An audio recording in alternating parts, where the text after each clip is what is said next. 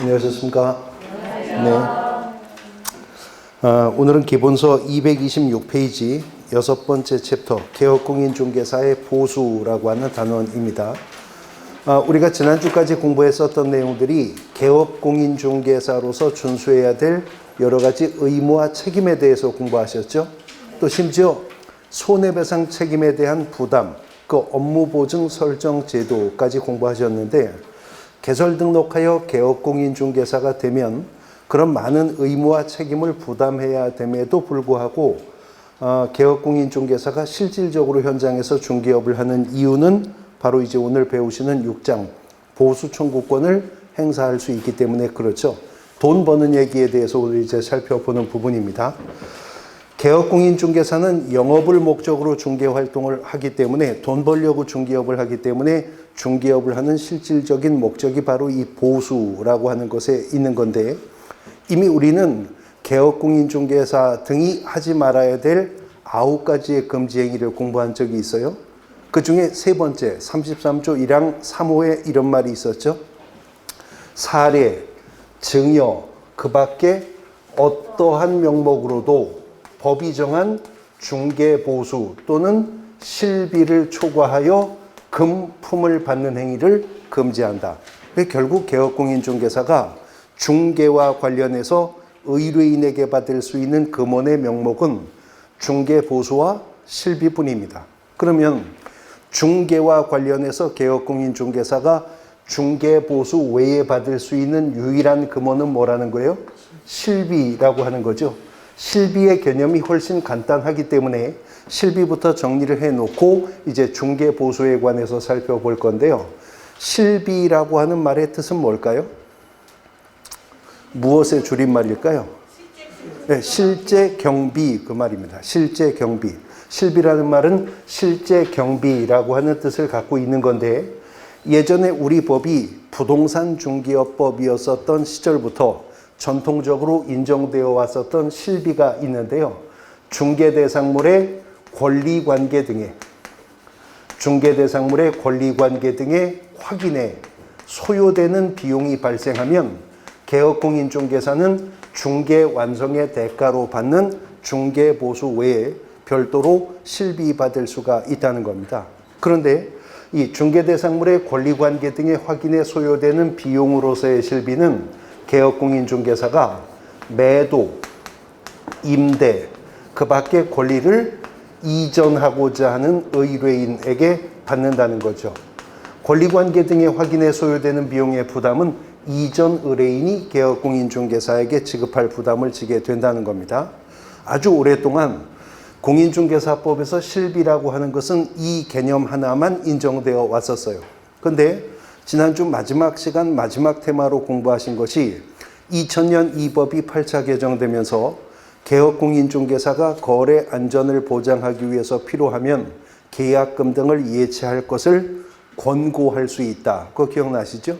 예치권고 제도가 2000년 들어왔는데, 우리가 이미 지난주에 공부했지만 개업공인중개사가 거래의 안전을 보장하기 위해서 필요하다라고 판단하면 계약금 등을 예치할 것을 거래 당사자에게 뭐였죠? 할 수 있다 였었어요. 해도 되고 안 해도 됩니다. 그러면 해도 되고 안 해도 되는데 의무사항이 아닌데 현장 실무상 개업공인중개사가 예치 권고하려고 안 하겠죠. 그러니까 8차 개정할 때 그 제도를 도입했지만 어차피 안 할 줄 알고 도입했거든요. 일단은 그냥 제도를 도입하는 것에 의미가 있었는데, 안 할 줄 알고 도입했는데 도입하여 시행하고 나서 보니까 안 해도 너무 안 하더라는 거죠. 예치 권고 한번 해보는 개업공인중개사가 없더라는 거예요.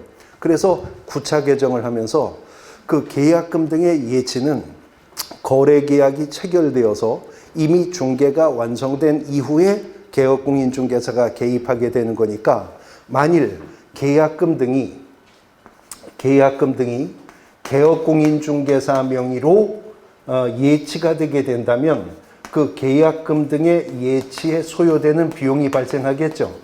그 계약금 등의 예치에 소요되는 비용은 개업공인중개사가 중개 완성의 대가로 받는 보수 외에 받을 수 있도록 보장해 주어야 되지 않겠느냐.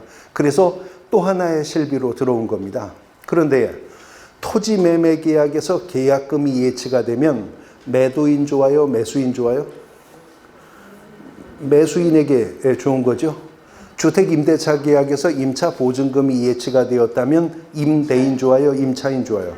임차인 좋잖아요. 그래서 계약금 등의 예치에 소요되는 비용의 실비는 매수, 임차, 그 밖에 권리를 취득하고자 하는 의뢰인이 그 비용을 부담하도록 입법을 했다는 거죠. 그래서 이제는 현행 공인중개사법상 실비라고 하는 것은 두 가지 명목의 실비가 있는데, 권리관계 등의 확인에 소요되는 비용의 실비는 누가? 이전 의뢰인이 부담. 계약금 등의 예치에 소요되는 비용으로서의 실비는 누가 부담? 취득 의뢰인이 부담한다는 거예요. 그럼 보나마나 출제위원이 틀린 지문을 만들 때에는 각 명목상의 실비 부담자를 뒤바꾸어서 틀린 지문을 만들게 되겠죠. 근데 예를 들어서요, 계약금 등의 예치에 소요되는 비용의 실비는 매도, 임대, 그 밖의 권리를 이전하고자 하는 의뢰인이 부담한다. OX? X잖아요. 그런데 지문이 그렇게 출제가 되면요, 그냥 상식적으로 생각을 해도 틀린 지문인 걸 단박에 알 수 있어요. 아니, 계약금 등이 예치가 되면 매수, 임차, 권리 취득하는 의뢰인들의 권리 침해가 예방되는데 왜 그 비용을 받지도 못하고 예치되어 자금 회전이 안 되게 묶여있는 매도인이 내라고 하는 거냐? 이건 상식적으로도 말이 안 되지. 틀린 지문 처리하기가 쉽습니다. 근데 지문에, 시험 문제 지문에 권리관계 등의 확인에 소요되는 비용의 실비는 매수, 임차, 그 밖의 권리를 취득하고자 하는 의뢰인이 부담한다. OX? X잖아요. 지금 X라고 답하셨는데 금방 설명을 듣고 칠판을 빤히 보면서 답을 하니까 자신 있게 X라고 하시지만 지문이 그렇게 흘러가도 언뜻 보면 그 말이 또 그럴싸합니다. 왜냐하면 우리가 또 배운 게 있기 때문에 그런데요. 중개 대상물에 대한 확인 설명은 중개 완성 전까지 누구에게 하도록 했었죠? 취득하는 의뢰인에게 확인 설명하라고 했잖아요. 그러니까 시험 문제 지문에 확인에 소요되는 비용은 취득 의뢰인이 부담한다. 이렇게 지문이 나오면 그렇지. 확인 설명을 취득 의뢰인에게 해주라고 했으니까 확인 설명에 소요되는 비용은 확인 설명을 받는 자인 취득 의뢰인이 수익자 부담의 원칙에 의해서 부담하는 게 맞는 것 같다는 느낌이 들어버리거든요. 그래서 이거는 이렇게 머릿속에 그 구도를 갖추어 계셔야 되는데, 자, 지금 개업공인중개사의 중개로 건물의 매매 계약이 거래조건 교섭되고 있어요. 그러면 그 매매 계약이 체결되기 전까지 그 건물의 소재지, 면적, 구조, 건축 연도, 용도, 방향 이런 것들을 개업공인중개사가 건물 매수 의뢰인에게 확인 설명하라고 했죠.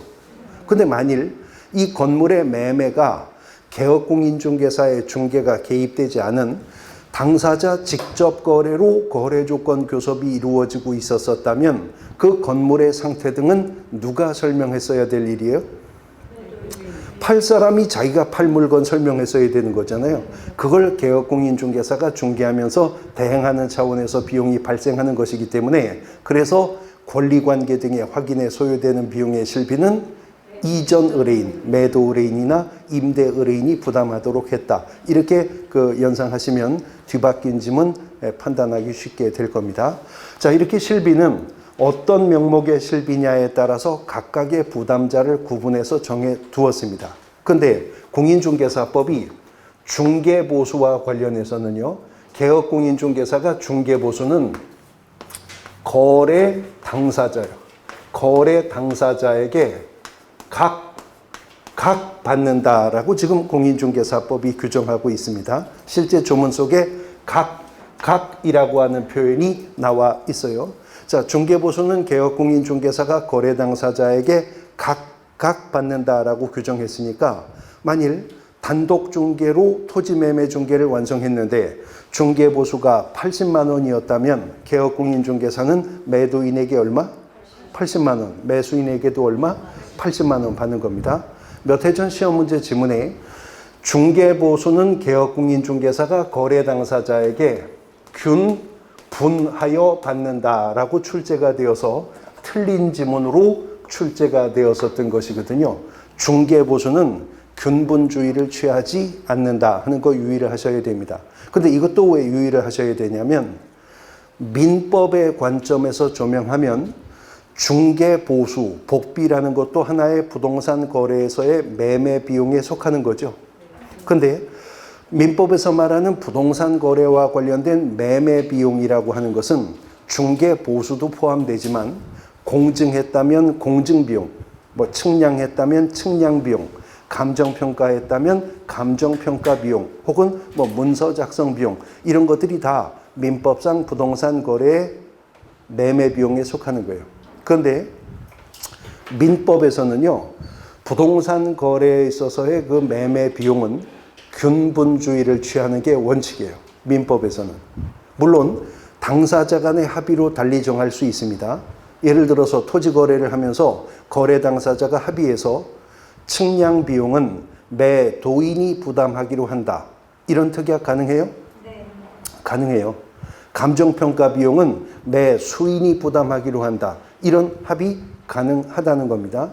문서 작성 비용을 매도인과 매수인이 7대3 비율 배분키로 한다. 이런 합의 가능해요. 근데 이런 매매 비용은 그런 특약이 없었다면 민법은 균분주의를 취하기 때문에 당사자가 균등하게 배분해서 부담하는 것이 민법의 원칙입니다. 그런데 공인중개사법이라고 하는 법은 민법의 특별법적 성격을 갖는다고 했었죠. 특별법은 일반법에 우선하여 적용되는 것인데 공인중개사법이 각각이라고 하는 표현을 썼기 때문에 일반적인 부동산 매매 비용인 공증비용, 측량비용, 감정평가 비용 등과는 달리 중개보수는 균분주의를 취하지 않고 각각 거래 당사자에게 개업공인중개사가 각각 받을 수 있도록 하고 있다는 거죠. 자, 개업공인중개사의 이러한 중개보수 청구권이 어떠한 법적 성격을 가지고 있는가 하는 것을 이제 짚어보려고 하는데요.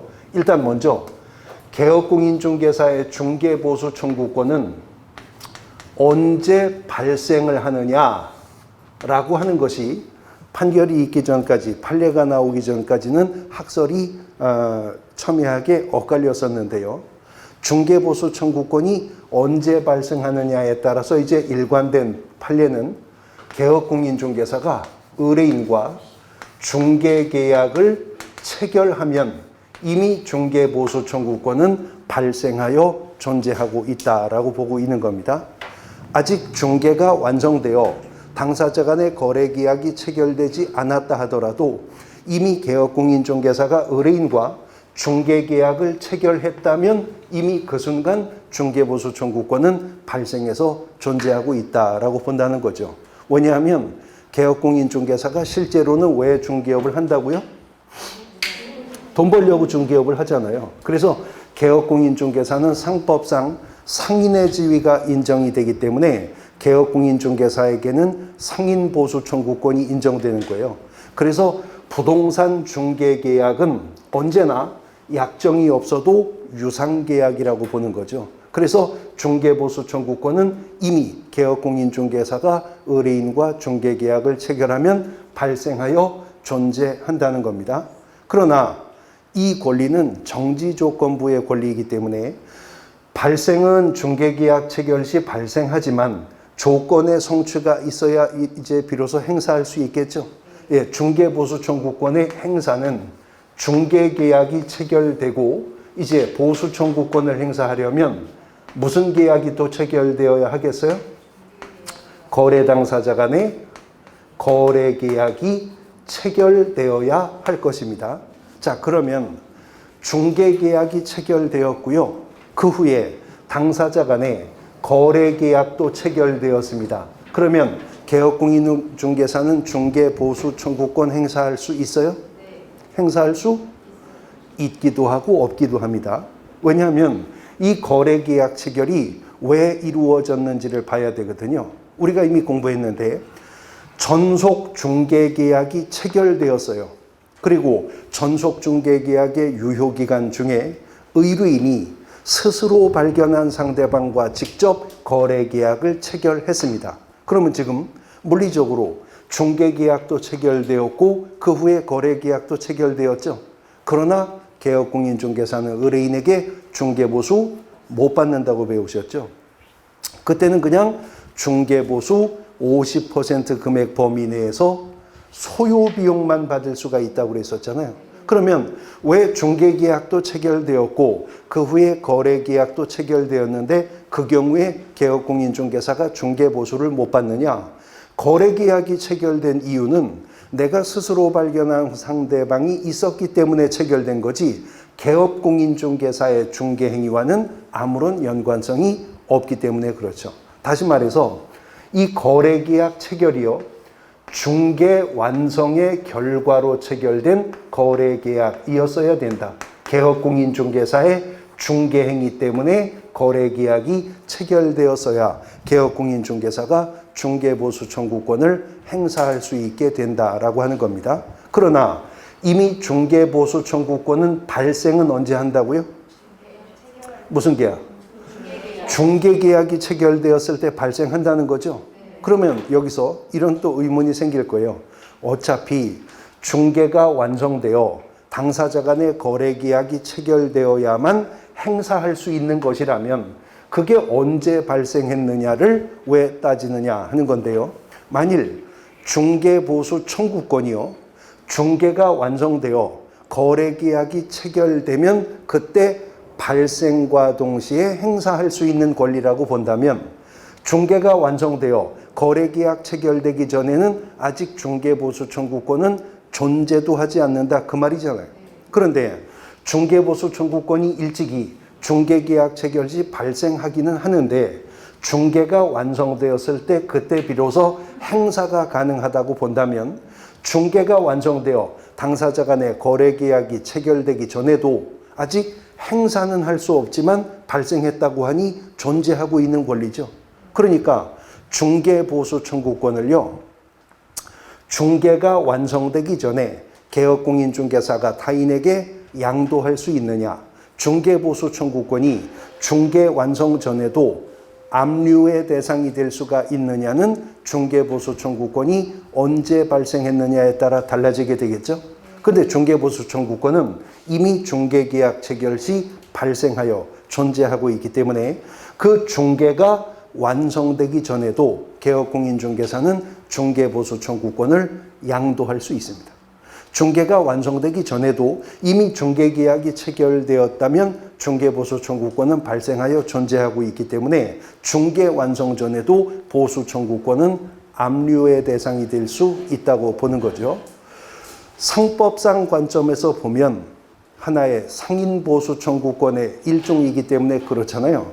민법의 관점에서 보면 결국 중개보수 청구권이라고 하는 것도 민법상 권리의 이행이 되지 않은 일반 권리 중에 하나로 보는 거죠. 우리 민법에서도 권리의 이행이 되지 않은 권리도 이행이 되기 전에 양도하거나 압류하거나 전부 명령의 대상이 될 수 있도록 보고 있기 때문에 그렇다 하는 겁니다. 어쨌거나 중개가 완성되어 거래계약이 체결되어야 보수 청구권을 행사할 수가 있는데요. 누누이 공인중개사법에서 말하는 중개의 완성이란 개업공인중개사의 중개로 당사자 간의 거래계약이 어떻게 되면?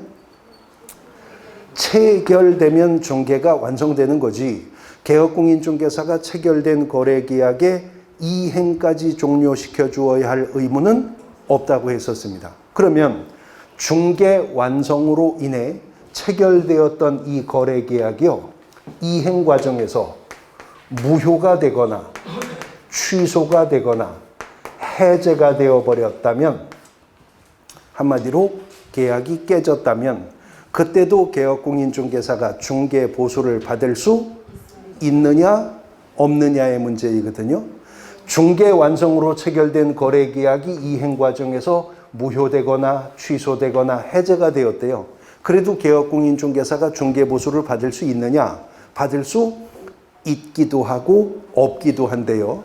왜 그 계약이 무효 취소 해제되었는가 하는 문제입니다. 공인중개사법은 체결되었던 거래계약이 무효 취소 해제 등이 된 이유가 개업공인중개사의 업무상 고의나 과실, 다시 말해 업무상 귀책 사유 때문에 무효되거나 취소되거나 해제가 되었다면 그때는 중개보수 청구권은 소멸하는 것으로 봅니다. 이미 받았었다면 뱉어야죠. 아직 받지 못했다면 이미 소멸했으므로 더 이상 행사를 주장할 수가 없게 된다. 근데 이 말은 또 반대 해석하면 비록 체결된 거래계약이 이행 과정에서 무효되거나 취소되거나 해제가 되었다 하더라도 그 원인이 개업공인중개사의 업무상 고의나 과실이 아닌, 예를 들어 당사자 간에 합의하여 해제할 수 있죠. 당사자 중 일방의 이행지체 문제 때문에 계약이 취소될 수 있죠. 그러면 그때는 계약이 무효되거나 취소되거나 해제가 되어도 중개보수 청구권은 계속 행사할 수가 있게 된다는 겁니다. 우리가 앞서서 배웠는데 중개가 완성되면 개업공인중개사가 거래계약서라는 걸 작성할 의무가 있었죠. 근데 거래계약서는 중개대상물 확인설명서와 같은 규격화된 법정 서식은 없지만 필수적 기재사항은 있었잖아요. 모두 몇 가지? 9가지. 네, 9가지. 거래계약서 필수적 기재사항 9가지가 있었어요. 근데 공인중개사법이 요구하는 거래계약서 필수적 기재사항 9가지에 속하지 않는데도요, 어느 중개사무소든 방문해서 계약서 양식을 보면 꼭 이 문구가 하나 들어 있습니다. 아마 뒤적뒤적 집에 가셔서 뭐 임대차 계약서 같은 거 찾아보시면 아마 있을 거예요. 꼭 중개사무소에서 쓰는 계약서에는 이런 문구가 있어요. 본 계약이 개업공인중개사의 업무상 고의나 과실이 아닌 원인으로 무효 취소 또는 해제가 되어도 중개보수는 반환되지 않습니다. 꼭 개업공인중개사가 이거 한 문구 집어넣거든요. 그런데요, 그 말을 바꿔 말하면 만일 이 계약이 저의 업무상 고의나 과실 때문에 무효되거나 취소되거나 해제가 된다면 그때는 복비 돌려드립니다. 그 말이기도 하죠. 네, 그 말이나 저 말이나 같은 말인데 가급적이면 안 돌려준다고 말하는 게 개업공인중개사 입장에선 좋으니까 이 계약이 저의 업무상 고의나 과실이 아닌 원인으로 무효되거나 취소되거나 해제가 되어도 중개보수는 반환되지 않습니다 라고 쓰고 있는 건데, 그건 스스로 자백하는 거예요. 저의 업무상 고의 과실 때문에 무효 취소 해제가 된다면 그때는 복비 돌려드립니다 라는 말이기도 한 겁니다. 보수 청구권은 개업공인중개사의 업무상 귀책 사유로 무효 취소 해제 등이 되었을 때만 소멸하게 되는 겁니다. 자, 이제 개업공인중개사가 중개보수 청구권을 행사할 수 있게 되었다면 법이 정한 범위 내에서 중개보수 청구권을 행사해야 되겠죠. 그런데 그 법이 정한 범위를 정할 때 공인중개사법은 중개대상물을 양분하여서 대응을 합니다. 양분하는데 그 양분의 기준은요, 개업공인중개사가 주택을 중개했느냐 아니면 비주택을 중개했느냐에 따라 일단은 양분을 해요. 그리고 주택 아닌 물건이라면 일단은 그것이 농지든 상가든 임야든 불문합니다. 단 아무래도 부동산 중에서 이 주택이라고 하는 것은 국민의 주거생활 안정에 직접적 연관을 맺고 있는 부동산이잖아요. 그래서 입법자는 주택만큼은 별도의 규정을 두겠다는 것인데, 만일 개업공인중개사가 주택을 중개했다면 개업공인중개사에게 우리 법이 다시 되묻는 게 있어요. 주택에 뭐 중개했느냐라고 하는 건데요.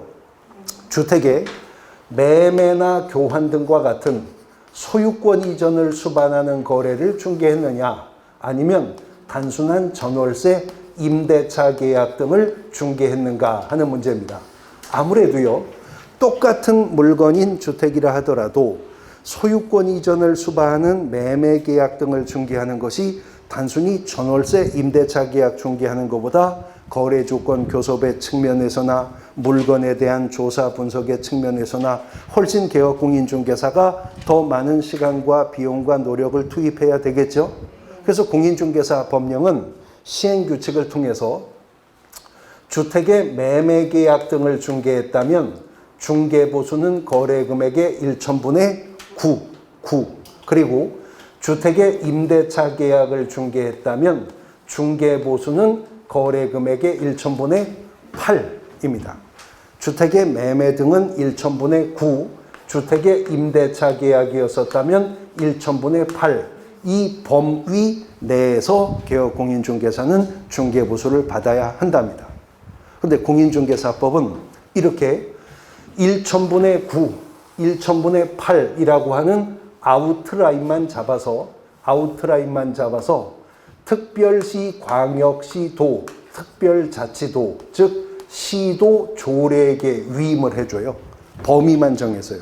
그러면 각 시도는요, 개업공인중개사가 주택을 중개했을 때 거래 금액을 기준으로 구간을 나누거든요.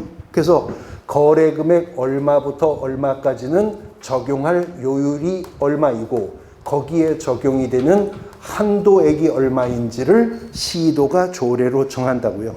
그럼 우리가 이미 배웠는데 그런 요율과 한도액이 기재되어 있는 표라고 해서 말 그대로 요율 및 한도액표라고 하는 게 있다고 했었죠. 이미 배우셨는데 이 요율 및 한도액표는 개업공인중개사가 중개사무소 개설등록증 원본, 공인중개사 자격증 원본, 그리고 지난주에 보셨던 보증설정 증명서류와 함께 중개사무소 어디? 먼저 그 전에 중개사무소 어디? 안에 어디? 보기 쉬운 곳에 게시를 하라고 그랬잖아요. 그리고 이제 개업공인중개사는 게시된 요율 한도액표에 따라 주택의 중개보수를 계산하는 겁니다. 자, 지금 제가 방금 뭐라고 멘트했냐면 개업공인중개사가 게시된 요율 한도액표에 따라 중개보수를 계산해야 됩니다 라고 말했어요. 자, 그 말은 지금 설명을 들으신 내용을 보니까 달라봐야 1천분의 9, 1천분의 8, 요 범위 내에서의 유격일 뿐이기는 하겠지만 그 범위 내에서라면 각 시도가 조금씩 다른 요율 한도액을 가질 수도 있는 거죠. 요 범위 내에서는 시도가 정하는 거니까. 근데 배우셨는데 법인이나 공인중개사인 개업공인중개사의 업무 지역은 전국이라고 배우셨어요. 부칙상의 개업공인중개사도 정보망을 통해서 검색할 수 있는 물건이었다면 사무소 소재지 시도 외의 물건도 중개 가능한다고 배우셨었죠. 그럼 개업공인중개사가 중개를 하다가 보면 내가 중개사무소 소재지가 있는 지역 시도 외에 있는 주택을 중개하는 경우도 있겠죠. 근데 두 시도가 다른 요율과 한도액을 가지고 있다, 조례가. 그러면 어디를 기준으로 한단 말이에요? 그렇죠. 제가 게시된 요율 한도액표에 따라 그랬잖아요. 그러니까 요율 한도액을 정할 때 시도조례 기준은 항상 어디를 기준으로 한다? 사무소 소재지를 기준으로 하여서 요율 한도액을 결정하게 될 것이다 라고 하는 겁니다. 사무소 소재지를 기준으로 해서 요율 한도액을 정하게 될 것입니다. 자, 예를 들어서 서울시 구로구 구로 디지털 단지 앞에 중개사무소가 있는 개업공인중개사가 한정거장 건너 광명철산에 있는 아파트 매매 계약 중개할 수 있죠. 그러면 중개보수를 계산할 때는 누가 정한 요율표를 봐요?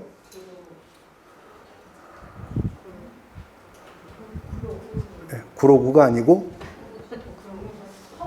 그렇죠. 지금 시도조례라고 하잖아요. 시군구조례가 아니고 시도조례. 그러니까 서울시조례 요율표에 따라서 중개보수 계산한다는 거예요. 물건은 경기도 광명에 있어도요. 틀리셨으니까 다시 한번 합니다.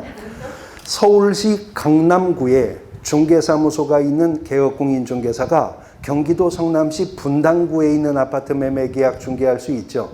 중개보수는 누가 정한 요율표를 봐요? 서울시 조례 요율표에 따라 중개보수를 받는 겁니다. 그러면 질문, 분사무소도 분사무소 소재지 시도조례 요율을 기준으로 할까요? 아니면 주사무소 소재지를 기준으로 할까요? 분사무소 소재지를 기준으로 합니다. 그래서 유의하셔야 되는데 제가 분사무소와 관련된 행정 업무 처리는 무조건 주사무소 소재지에서 한다 그랬죠. 분사무소는 설치 신고도, 분사무소는 이전 신고도, 분사무소는 인장 등록도 주사무소 소재지 등록관청에서 한다고 했잖아요. 그런데 분사무소도 주택을 중개 완성했을 때 요율 한도액만큼은 분사무소도 분사무소 소재지 시도조례 요율을 기준으로 한다는 겁니다. 그러면 사례에서 적용해 보세요. 서울시 종로구에 주사무소가 있는 중개법인이 대전광역시 유성구에 분사무소를 설치했는데 대전광역시 유성구 소재 분사무소가 부산광역시 동래구 아파트 매매 계약을 중개했어요. 중개보수는 누가 정한 요율표를 봐요? 어디? 무슨 광역시? 어디? 고세 까먹으신 거죠? 사례 지금 다시 할게요. 서울특별시 종로구에 주사무소 있는 법인이 대전광역시 유성구에 분사무소를 설치했는데 그 분사무소가 부산광역시 동래구에 있는 아파트 매매 계약을 중개했다고요. 중개보수는 누가 정한 요율표를 봐요? 대전광역시 조례 요율을 보는 거예요. 주사무소가 서울에 있어도 중개 완성한 아파트가 부산에 있어도 분사무소는 유성구에 있었으니까 유성구가 속한 시도는 대전광역시잖아요. 사무소 소재지 시도조례 요율과 한도액을 기준으로 중개보수를 계산하는 겁니다. 물건이 무엇일 때? 주택일 때요. 물건이 주택일 때 그렇다는 거죠. 그러면 주택 아닌 물건은 어떻게 개업공인중개사가 중개보수를 받는 것이냐 하는 건데요. 비주택이라면 원칙은 그게 공장이든 상가든 농지든 임야든 불문하고요. 주택 아닌 물건이라면 그게 매매 중개한 거든 임대차 중개한 거든 그것도 불문하고요. 비주택은 원칙적으로 1천분의 9 범위 내에서 개업공인중개사가 의뢰인과 협의하여서 중개보수를 결정을 한다라는 겁니다. 얼마? 1천분의 9 범위 내에서 협의해서 중개보수를 받으면 되는 것이 뭐라고? 원칙이라고요. 그러면 예외가 있다는 거죠? 예외가 있는데 건축물 대장상으로는 주택이 아닙니다. 오피스텔은 주택이 아닌 거죠. 근데 입법자가 보니까 실질적으로 주거용으로 사용되는 일부 오피스텔이 있더라는 거예요. 그래서 그 주거용 오피스텔에 대해서는 232페이지를 가보세요. 232페이지 중상단부에 박스가 있죠? 예, 거기 기역항과 니은항의 요건을 모두 갖춘 오피스텔입니다. 기역항. 전용 면적은 얼마? 85제곱미터 이하이어야 하고요. 거기에다가 상하수도 시설이 갖추어진 전용 입식 부엌, 전용 수세식 화장실 및 목욕 시설을 갖춘 오피스텔이라면, 그러니까 주거용 오피스텔 말하는 거죠. 전용 면적은 85제곱미터 이하의 주거용 오피스텔이라면 이건 건축물 내장상 주택은 아니지만 실질적으로 주거용으로 쓰고 있잖아요. 그래서 그 밑에 표를 보면 그런 오피스텔이라면 매매 계약을 중개했다면 거래금액의 1천분의 5 그리고 임대차 계약을 중개했다면 거래금액의 1천분의 4 범위 내에서 이제 개업공인중개사가 의뢰인과 협의해서 정하면 되고 그런 오피스텔 아닌 비주택은 무조건 다 1천분의 얼마? 9 범위 내에서 협의하여 중개보수를 받으면 된대요. 그러면 주택 아닌 물건을 개업공인중개사가 중개했다면 1천분의 9, 5, 4 범위 내에서라면 자유롭게 의뢰인과 협의해서 보수받으면 되죠. 협의가 되었다면 비주택은 1천분의 9까지 받을 수도 있는 거죠. 그런데 개업공인중개사는요, 게시가 되어 있는 이 요율 한도의 표에다가요, 비주택을 중개했다면 법이 1천분의 9까지는 받을 수 있도록 했는데 그 1천분의 9 범위 내에서 나는 얼마까지 받을 것인지 스스로 희망 요율을 정해서 게시되어 있는 요율표에다가 희망요율을 명시해야 한다는 거죠. 나는 비주택 중개했을 때 1천분의 9 다 받겠다. 나는 8까지만 받겠다. 나는 6 받겠다. 5 받겠다. 희망요율을 명시해 놓으라는 거예요, 자기가. 그리고 명시된 희망요율을 초과해서 받아서는 안 된다라고 하는 거죠. 자, 그러면 요 희망요율에 1천분의 9 써도 돼요? 9 써도 되죠? 10 써도 돼요? 안 돼요. 그럼 8 써도 돼요? 7 써도 되죠? 6 써도 되고. 그러면 다 9 쓰지 누가 8, 7, 6, 5를 쓰겠냐? 그러니까 그건 알아서 하라는 거죠. 왜냐하면 요율 한도액표는 똑같은 질문. 중개사무소 안에 어디? 보기 쉬운 곳에 늘 게시되어 있잖아요. 그러니까 중개 의뢰를 하는 의뢰인들이 중개 의뢰하는 개업공인중개사를 선택할 때 하나의 선택 기준으로 쓰라는 겁니다. 자, 그러니까 예를 들어서요. 제가 강남에 15층짜리 빌딩이 하나 있거든요. 아, 예를 드는 거예요. 뭐 이렇게 부러워서 예를 드는 건데. 네. 자, 제가 강남에 15층짜리 빌딩을 하나 가지고 있는데 요번에 이거 팔으려고 그래요. 요걸 팔으려고 그래요. 그러면 15층짜리 빌딩이면 비주택이잖아요. 그래서 제가 이걸 팔으려고 개업공인중개사의 조력을 받고자 빌딩 바로 건너편에 중개사무소 가서 문 살짝 열고 이렇게 봤더니 요율표에 비주택 1천분의 9 써놨어요. 일단 문 닫고 나와야죠. 옆에 중개사무소 가서 슬쩍 열어봤더니 이 집은 7 받겠다고 써있네요. 근데 길 건너 복덕방 가서 문을 열어보니까 1천분에 3 받겠다고 희망요율이 써있다. 그러면 똑같은 조건이면 저는 3 받겠다는 사람한테 주겠죠. 그러니까 이건 의뢰인이 판단할 수 있도록 선택하는 기준이 될 수 있도록 개업공인중개사가 희망요율을 정해서 명시하고 명시했으면 그 범위 내에서만 중개보수 받을 수가 있다는 겁니다. 자, 이렇게 중개보수를 계산한다고 하니까 중개보수 계산하는 문제가 나오면 먼저 여러분들이 보셔야 될 건 뭐죠? 언제나? 예, 물건이 무엇인가부터 시작하셔야 돼요. 물건이 주택인가 아닌가. 여기서 갈림길이 생기잖아요. 그러니까 사례 문제든 규정 문제든 중개보수 관련 문제가 나오면 항상 제일 먼저 보셔야 될 건 물건이 무엇인가부터 보셔야 돼요. 거기서 갈림길이 있기 때문에 이 갈림길에서 다른 길을 가면 영영 딴 길을 가버립니다. 그러니까 항상 이 갈림길에서 잘 선택하셔야 돼요. 그런데 개업공인중개사가 중개하다가 보면 아파트 중개할 때도 있죠. 상가 중개할 때도 있죠. 근데 개업공인중개사가 중개하다가 보면요. 복합 건물을 중개할 때도 있거든요. 예를 들어서 개업공인중개사가 5층 구조로 되어 있는 단독 건물 하나를 중개하게 되었어요, 이번에. 근데 보니까요. 이 건물이 1, 2, 3층은 근린생활시설인데 4층, 5층은 주택이라. 근데 그런 통건물 매매를 중개한다. 이런 경우도 얼마든지 있거든요. 그럼 이걸 주택으로 봐야 되는지 비주택으로 봐야 되는지 기준을 입법자가 정해줘야 했었잖아요. 그래서 공인중개사법이 개정 과정에서 그런 복합 건물이라면 그 건물의 전체 면적 중에서 주거용으로 사용하는 면적이 얼마나 되냐 이걸 가지고 판단을 하랍니다.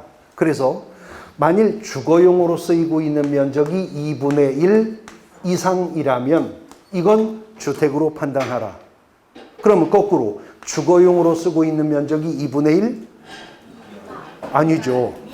이하라고 말하면 중복이 생겨버리잖아요. 그러니까 이상이면 주택이니까 거꾸로 미만이면 그때는 비주택으로 판단하라고 공인중개사법이 개정하면서 조건을 세운 겁니다. 그런데 사실 이 공인중개사법 개정된 조문은요. 이미 형성된 대법원 판례를 원용해서 이 조문이 지금 입법된 거거든요. 주택임대차보호법은 임대차 목적물이 무엇일 때 주택임대차보호법이 적용될 수 있죠?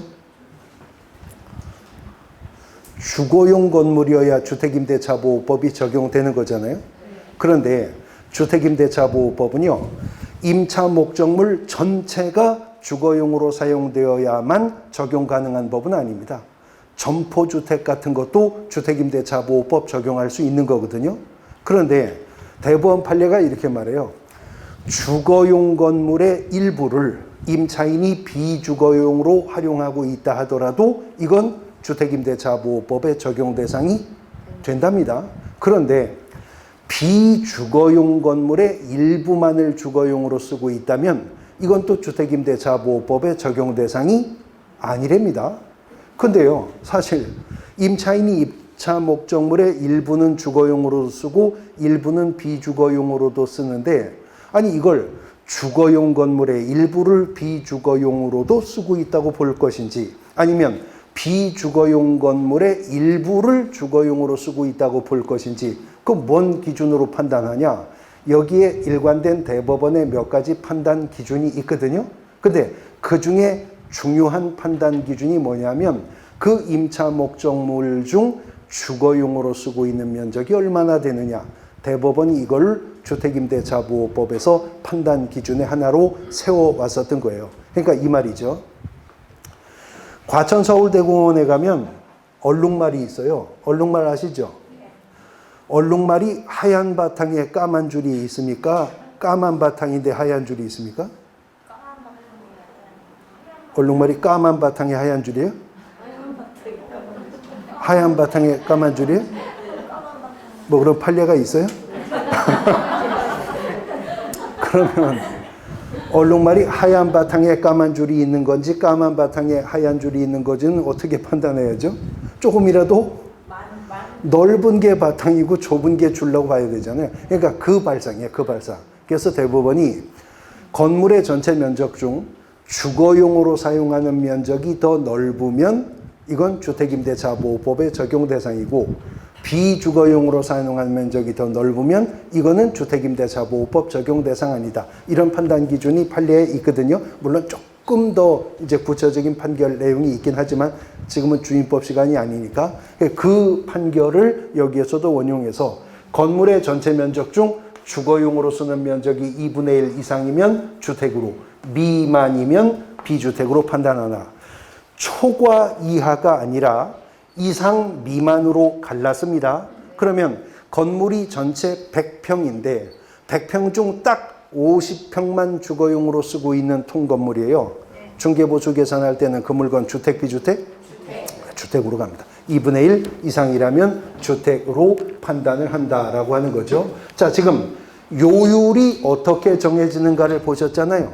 그럼 이제 이 요율을 어떻게 활용하여 중개보수를 계산하느냐 하는 문제인데 권리득실 변경에 따라 이제 펼쳐보게 될 거래 기준 금액이라고 하는 게 있어요. 이제 이거 펼쳐볼 건데 이 거래 기준 금액을 그냥 요율과 곱하는 겁니다. 그러면 기준 금액 곱하기 요율하면 일정한 산출액이 나오겠죠. 그런데 문제는 물건이 주택일 때에는 시도가 조례를 통해서 구간별로 요율과 뭐를 준다고요? 한도액을 준다 그랬어요. 그러면 한도액이라고 하는 것은 한도가 되는 금액 그 말이잖아요. 그러니까 만일 기준 금액 곱하기 요율 해서 나온 산출액이 한도액보다 높다면 산출액이 그때는 중개보수는 한도액이죠. 산출액이 한도액보다 높으면 한도액이 중개보수가 되겠죠. 그러면 기준금액 곱하기 요율해서 나온 산출액이 한도액보다 적으면 그때는 산출액이 중개보수가 되겠죠. 근데 공교롭게 계산을 하다 보면 말이에요. 기준금액 곱하기 요율해서 산출액이 나왔는데 산출액이 한도액과 같을 수 있죠. 그러면 한도액까지는 받아도 됩니까? 한도액까지는 받아도 된대요? 안 된대요? 아무 말도 없어요. 된대요? 누가? 언제? 지난주에 얘기했어요. 공인중개사법 33조 3호가 뭐라고 말했냐면 법정된 중개보수와 실비를 어떻게 하여? 초과하여 금품을 받는 걸 금지한다고 했거든요. 이상 받지 말라고 하지 않고 초과하여 받지 말라고 했어요. 그 말은 한도 해까지는 받아도 된다는 거죠. 그럼 이제 단순화하면요. 산출액이 한도액과 같거나 높으면 한도액이 중개보수. 산출액이 한도액보다 적으면 산출액이 중개보수가 될 것이다. 그렇게 정리하면 되겠죠? 그러면 산출액이 나와야 한도액과 비교해 볼 거 아니에요? 산출액은 어떻게 만든다고요? 기준금액을 요율과 곱해서 산출액을 만들어요. 그럼 이제 요율과 곱할 기준금액이 뭐냐 하는 것인데, 일반 부동산 매매 계약일 경우에는요, 거래 금액이 요율에 곱할 기준금액이 됩니다. 6억 3천의 매매가 이루어졌다. 6억 3천만 원 곱하기 해당 요율 곱하면 산출액 나오는 거예요. 근데 유의하실 것은 일반 매매는 거래 금액이 요율에 곱할 기준 금액이 되는 것인데, 개업공인중개사가 아파트 분양권 전매 알선할 수 있다고 그랬죠. 근데 분양권 전매를 알선했을 때는 그 분양권이 총 분양가가 얼마든 무시하고, 분양권 전매했을 때는 분양권 전매가 발생할 당시에 기납입된 금액이 있겠죠. 그 기납입된 금액에다가 일정한 프리미엄을 합산한 금액이 요율에 곱할 기준 금액이 되어야 한다는 겁니다. 요거 시험에서 자주 출제가 되고 있어요. 자, 예를 들어서 개업공인중개사가 아파트 분양권 전매를 알선하고 있는데, 지금 이 분양권이 총 분양가 5억 원짜리입니다. 총 분양가 5억 원짜리 분양권인데, 지금 분양계약금 5천만 원, 1차 중도금 5천만 원, 2차 중도금 5천만 원, 3차 중도금 5천만 원까지 납부된 상태에서 분양권 전매가 이루어지고 있대요. 근데 지금 이 분양권에 프리미엄이 P가 5천이 붙어 있답니다. 그러면 이런 분양권 전매를 알선했을 때 개업공인중개사가 총 분양가 5억 원 곱하기 요율, 한 줄 더 또 5억에 P 붙여 5억 5천 곱하기 요율, 이렇게 복비받으면 안 되고, 총 분양가는 5억 원이라 하더라도 분양권 전매 당시 기납입액은 얼마요? 2억이죠. 거기에 프리미엄 5천 더하면 2억 5천. 2억 5천이 요율에 곱할 기준 금액이 되어야 할 것이다 하는 겁니다. 분양권 전매를 알선했을 때는 그렇게 하랍니다. 그 다음 개업공인중개사가 교환계약을 중개했을 때요, 일반적으로 부동산 교환계약은 거래 금액이 유사한 물건일 때 상호 교환이 이루어지겠죠. 그러나 부동산은 개론 시간에 배우시는 개별성에 의해 정확하게 거래 금액이 일치하는 부동산을 만나는 건 거의 불가능합니다. 그러니까 교환계약을 중개했다면 교환 대상 물건 중에 고액의 교환가액이 요율에 곱할 기준금액이 될 것이다 라는 겁니다. 예를 들어서 4억 원짜리 아파트하고요, 3억 8천짜리 단독주택 교환계약이 체결되었다면 개업공인중개사는 요율에 곱할 기준금액은 뭐로 한다? 4억으로 한다는 거죠. 그런데요, 4억 원짜리 아파트하고 3억 8천짜리 단독주택의 교환계약이 성사되려면 4억 원짜리 아파트 소유자가 그냥 바꾸겠어요? 안 바꿔요. 3억 8천짜리 단독주택 소유자가 얼마? 2천만 원 보충금 얹어줘야 교환이 성사될 거 아니에요. 근데 이미 고액의 교환가액인 4억 원을 기준금액으로 잡았기 때문에 보충금이 주어지는 교환계약이어도 보충금이 얼마냐는 알 필요가 없게 된다는 거죠. 그 다음에 전세계약을 중개했을 때는요, 전세금이 요율에 곱할 기준금액이 됩니다. 채권적 전세까지 포함하는 거예요. 그때는 전세 보증금이 요율에 곱할 기준금액이 된다는 거죠. 그런데 가장 시험에 자주 출제가 되었고 가장 또 잦은 개정이 있었던 것이 월세 있는 임대차거든요. 여러 번 바뀌었어요, 이게. 근데 지금 현행 공인중개사법은 월세 있는 임대차일 경우에 요율에 곱할 기준금액은 월세 보증금이 있겠죠. 이 보증금을요, 월 차임 곱하기 100을 하라는 거죠. 그래서 월 차임 곱하기 100한 금액을 보증금과 더하여서 이 합산 금액을 요율과 곱할 기준 금액으로 잡으랍니다. 월세 있는 임대차는 월 차임 곱하기 얼마? 100 해서 보증금과 더하라. 그러면 예를 들어서 보증금 1억 원에 월세가 100만 원인 주택임대차 계약 중개할 수 있죠? 그러면 100만 원 곱하기 100 하면 얼마요? 1억이잖아요. 그 1억에다가 보증금 1억을 더하면 얼마? 2억이죠. 그 2억 원 합산 금액 2억 원이 요율에 곱할 기준 금액이 되어야 한답니다. 그런데 이게 예전에 구부동산 중개업법 시절에는요. 월 차임 곱하기 100이 아니고 월 차임 곱하기 계약기간 월수였었어요. 예전에 구부동산 중개업법은. 그러면 보통 옛날에 주택임대차 계약 몇 년 계약해요? 2년 계약하잖아요. 그러니까 예전엔 여기 얼마를 곱했었겠어요? 24를 곱했었겠죠.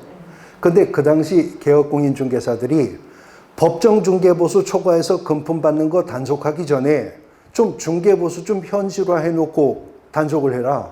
여기 약정기간 월수를 곱하면 대부분 2년 계약해서 24 곱하는데 그러면 전세 중개한 거하고 월세 중개한 거하고 복비 차이가 너무 나지 않느냐. 이런 이제 불만이 제기가 되었어요.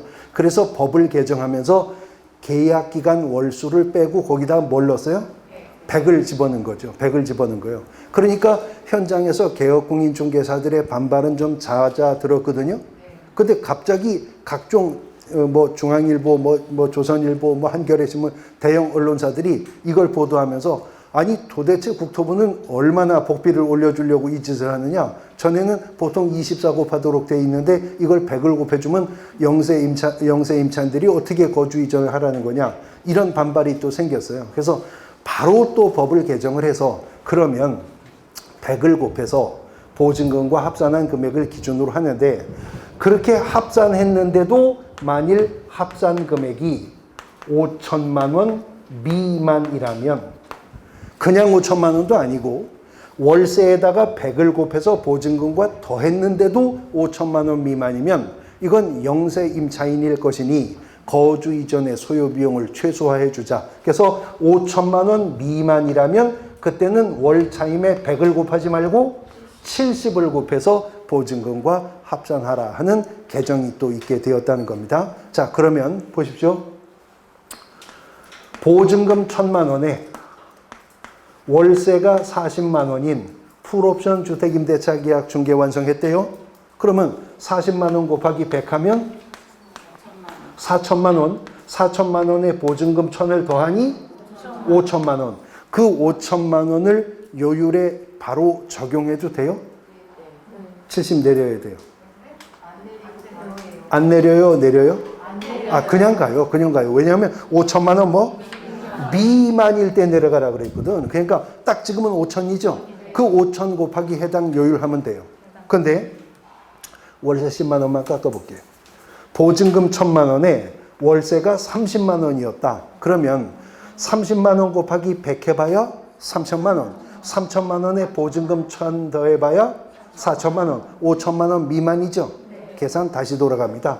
30만 원 곱하기 70으로 가라는 거죠. 그러면 37에 21, 2,100만 원에 보증금 1,000을 더하면 지금은 3,100만 원이 요율에 곱할 기준 금액이 된다는 겁니다. 자, 이렇게 해서 나온 기준 금액을 요율과 곱해 산출액이 나오면 산출액은 한도액과 비교하여 중개보수가 확정되죠. 확정된 중개보수는 개업공인중개사가 거래 당사자에게 어떻게 받는다고? 각각 받는다고 했어요. 확정된 중개보수는 개업공인중개사가 거래 당사자에게 각각 받는다고 했습니다. 그런데 공인중개사법이 동일한 중개 대상물에 대해서 동일한 거래 당사자 간에 동일한 기회에 매매를 포함한 둘 이상의 거래를 성사한 경우라면 우리 공인중개사법은 요거는 매매한 것만 인정해 줍니다. 그때는 매매에 관한 중개보수만 당사자에게 받을 수 있답니다. 단 사례로 문제가 출제가 되면요. 3동일이 모두 충족되고 있는 조건인지 봐야 돼요. 동일한 중개 대상 물이었는지, 동일한 거래 당사자 간이었는지, 그리고 동일한 기회였는지. 그렇다면 그때는 중개보수는 뭐만? 매매만 중개보수로 계산해서 받으랍니다. 자, 이 얘기입니다. 이 얘기예요. A라고 하는 자가요, 일동의 단독주택을 소유하고 있습니다. 이 단독주택을요, B라고 하는 개업공인중개사가 중개를 했습니다. 그래서 C라고 하는 자가 매수하기로 하는 A를 매도인, C를 매수인으로 하는 A와 C 간의 주택 매매 계약이 B의 중개로 지금 거래조건 교섭이 이루어지고 있는 거예요. 그런데 주택 매도인 A씨는요, 거주 이전을 목적으로 지금 집을 파는 게 아니고 갑자기 급전이 필요해서, 그래서 자금 확보의 필요 때문에 집을 파는 거고요. A는 이 집이 팔리면 애들이 지금 주변에 다 학교 다니고 있어서 요만한 집 하나 이 동네에서 전세 얻어야 될 사람이에요. 집 팔면. 근데 C는요, 실거주를 목적으로 주택을 매수하는 분이 아니라 장기 투자 목적으로 집을 사는 분이어서 C는 또 집을 사면요, 바로 전세 끼고 살 거예요. 그래서 세입자한테 세 놓으려고 해요. 그런 A와 C가 비개업공인중개사의 중개로 매매 거래 조건 교섭을 하면서 C가 임차인, A가 임차인, C가 임대인으로서 매매 계약과 동시에 임대차 계약을 함께 체결을 하고, 이제 A는 C에게 주택의 소유권만 이전하고 임차인으로 그냥 계속 거주할 수 있죠. 이걸 민법에서 뭐라고 그러죠? 이걸 민법에서 뭐라고 그래요? 네? 점유개정이라고 하잖아요. 네, 점유개정.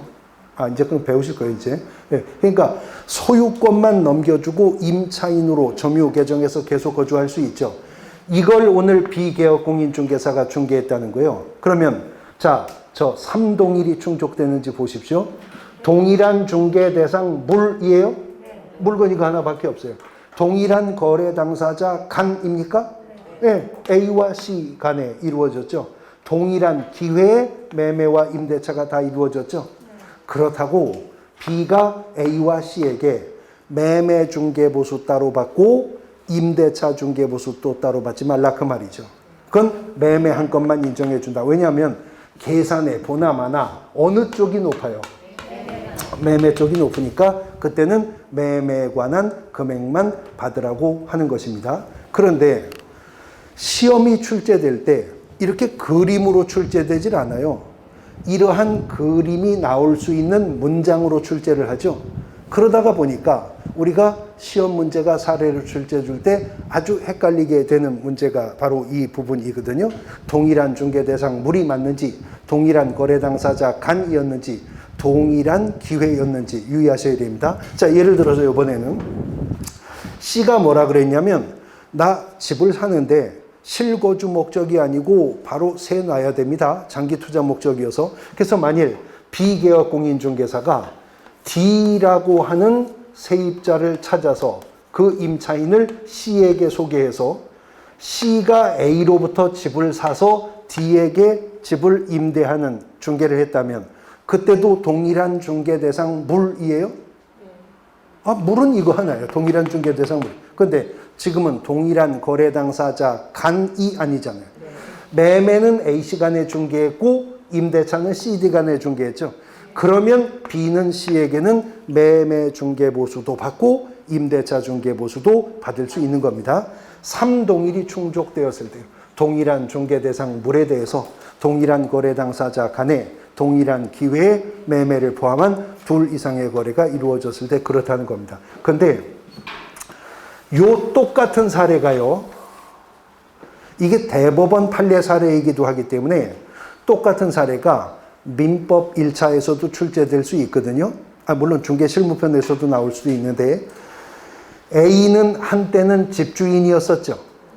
근데 지금은 세입자에 불과하죠.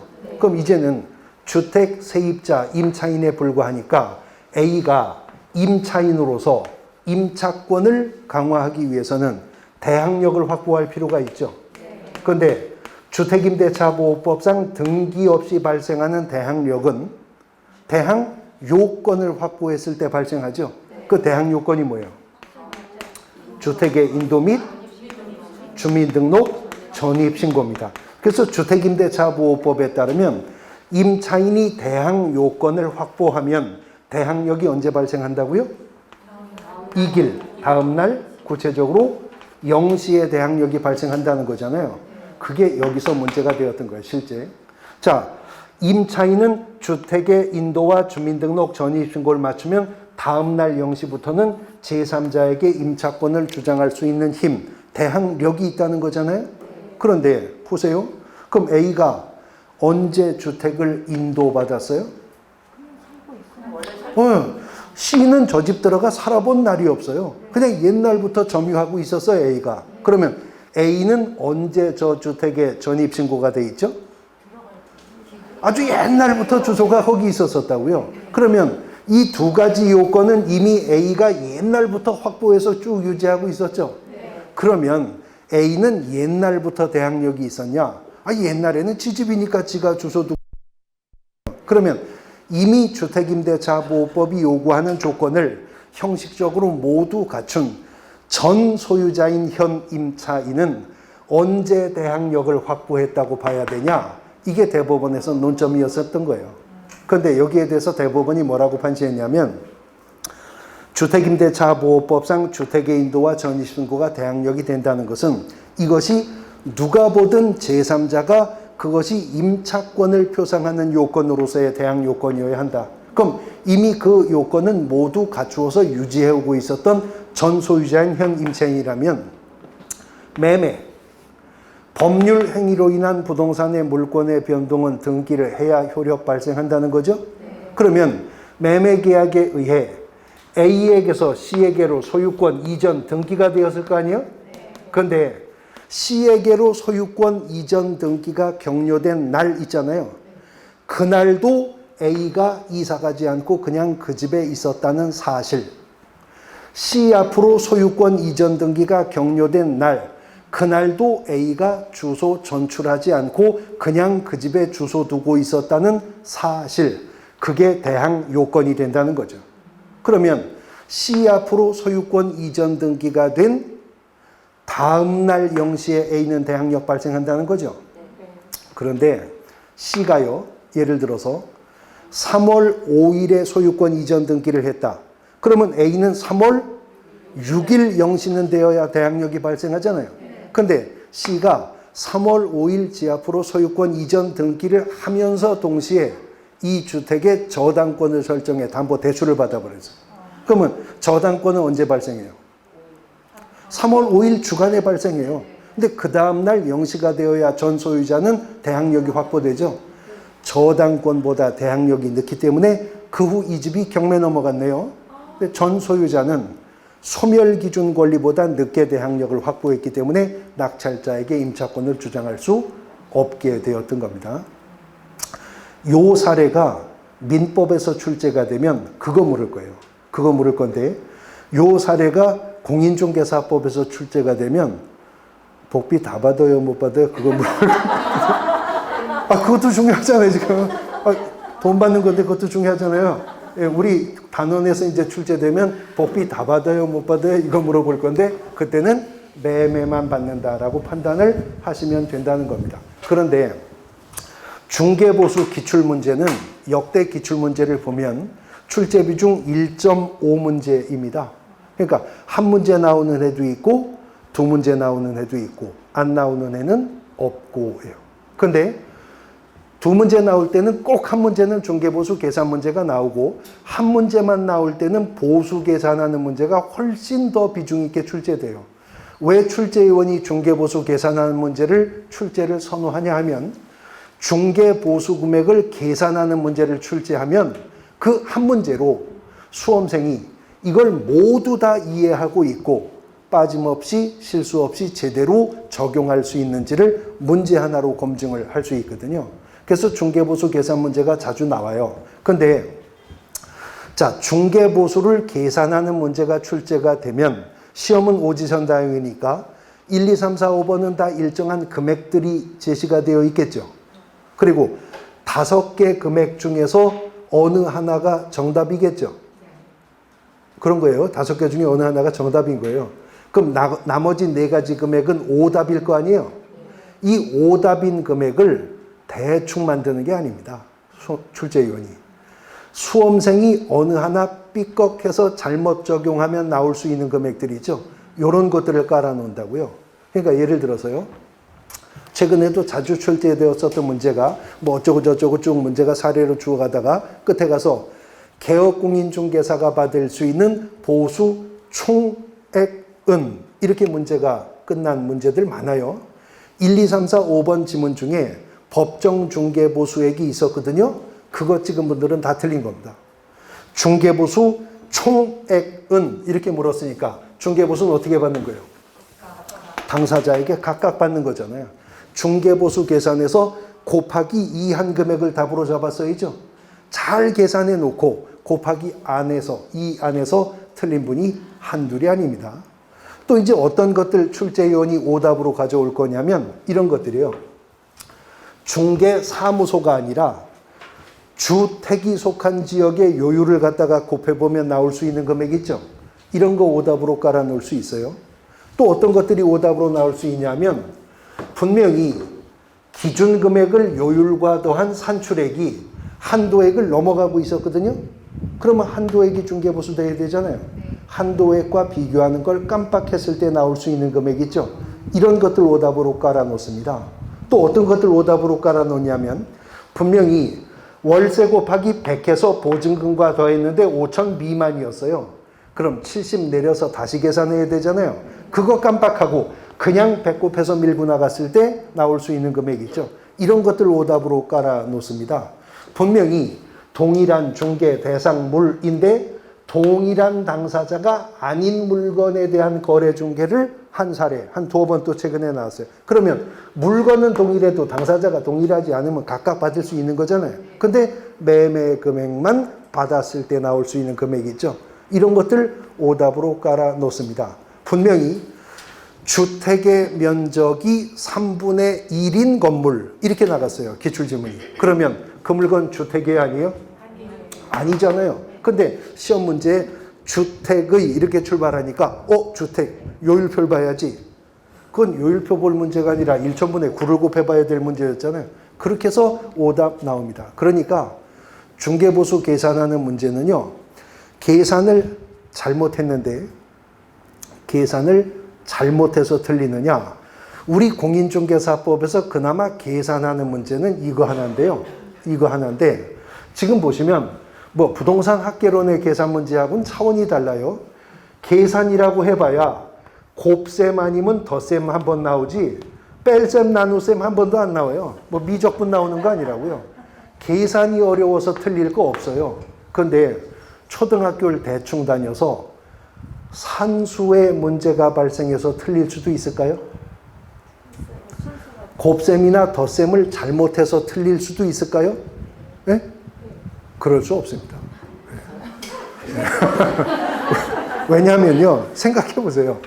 곱셈이나 덧셈을 잘못했다면요. 시험이 오제선다형으로 출제되는 거니까 내가 산수를 잘못해서 곱셈이나 덧셈을 잘못했다면 계산 끝나고 시험지를 보면 내가 계산한 금액이 있지도 않아요. 그럴 거 아니에요. 그리고 공인중개사 시험은 전자계산기 사용할 수 있도록 하고 있잖아요.